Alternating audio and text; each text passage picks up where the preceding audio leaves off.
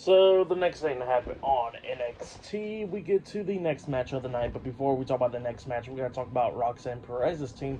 They was all cutting a promo talking about how they are the best and all that, how there's two former champions, two current champions, and a future champion in this team.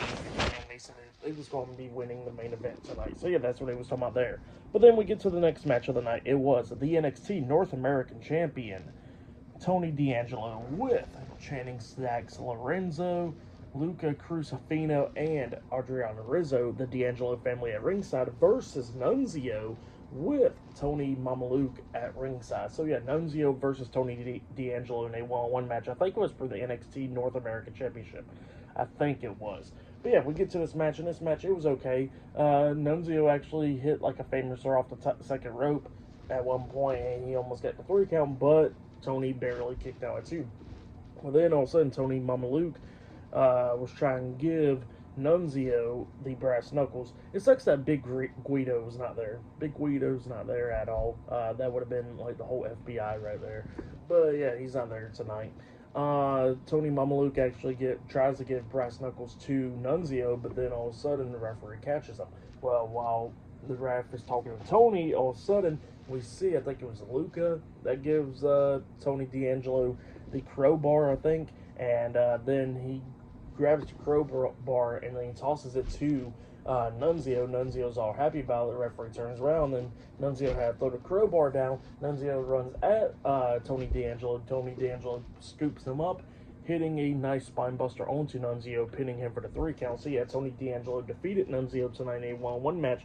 But then after the match ended, Tony D'Angelo showed some respect to Nunzio, shaking his hand. So yeah, that's what happened there. For that match, I'll give it 1.5 stars. That's what I'll give it. It was okay.